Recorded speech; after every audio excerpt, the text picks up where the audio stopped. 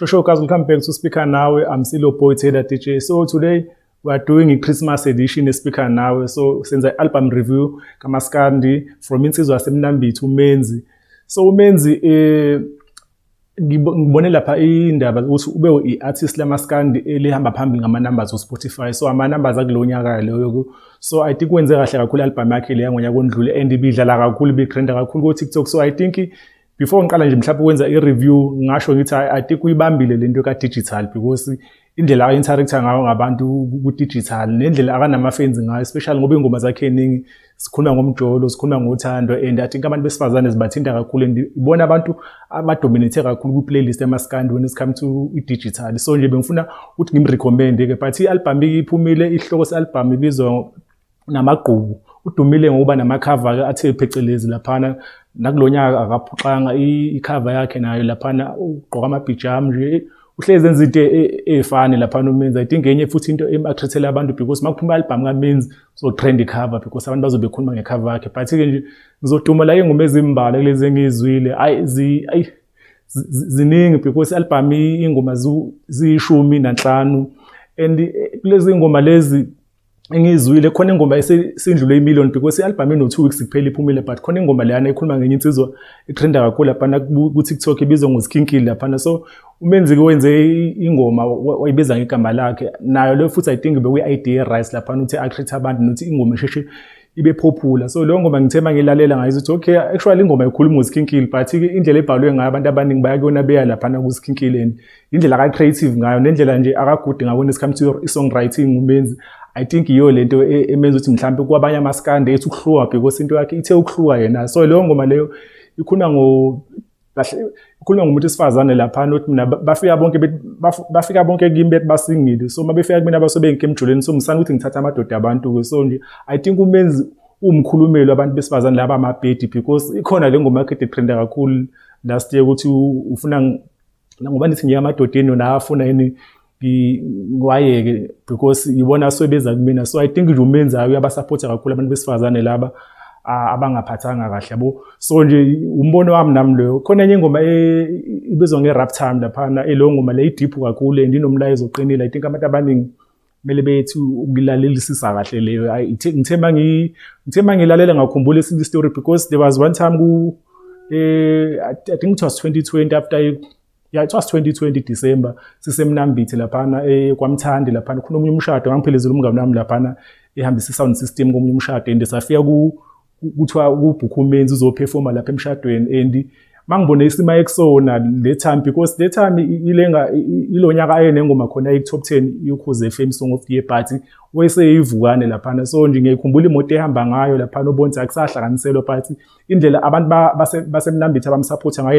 elangabona khona I think this guy uzoba big because sasa record content i-video laphana khona i-video eperforma khona laphana some record eperforma emshadweni yawathola ama numbers ku YouTube and yayikhanda na le channel yethu. So nje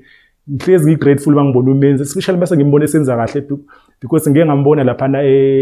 ebongela laphana ethenga imoto laphana eFortuna because ngiyayazi le moto yakhe ihamba kudala ngo-2020. So nje mangibona impilo yakhe lokushintsha over the years ngiba happy kakhulu yabo nje dise ngimbonile perform kuMpucuzeko festival laphana eThekwini and indlela abantu abamreceive ngayo ukuthi okay I think this guy usekhule ngale handle because ngivele ngibe nathi sasithombe simbona laphana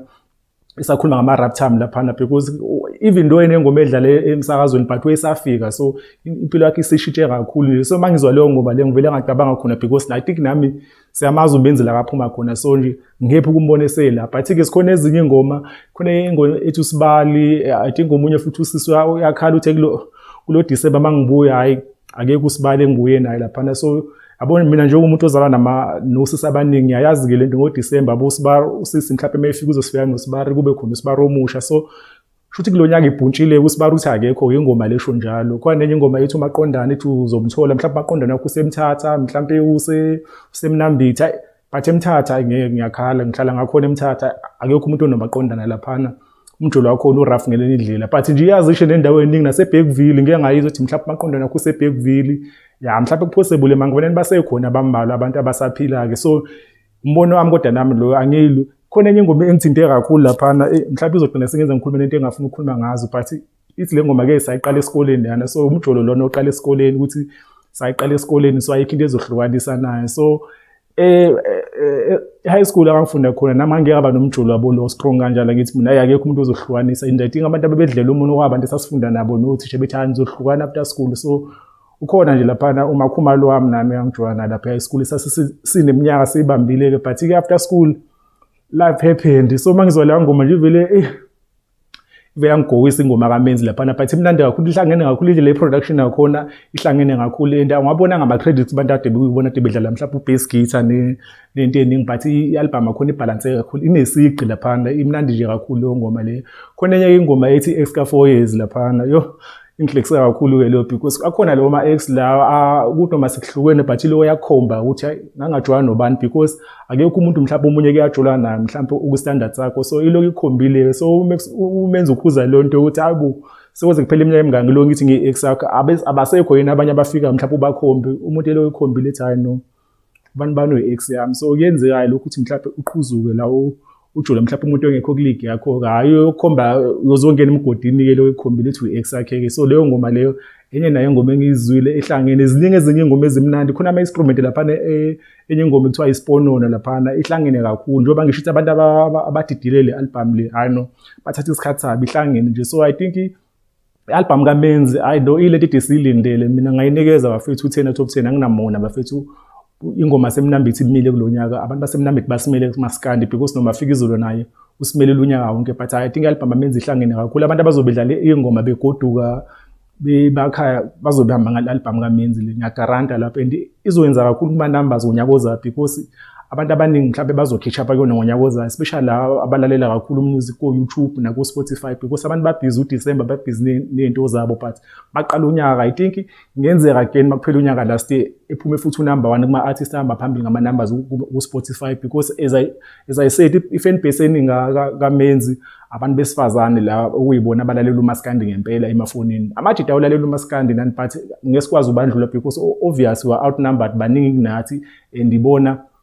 abasebenzayo majority abantu abaningi abasebenzayo ibona so banayo idatha so nje soyivala lapho so speaker nawe sibonge nje bona bonke kade bebukile i-channel kulonyaka because I think i-content yokugcina esishuthayo sila emsebenzini because nathi siyavala today so nje to ama numbers speaker nawe sirishu 2000 siyabonga we out.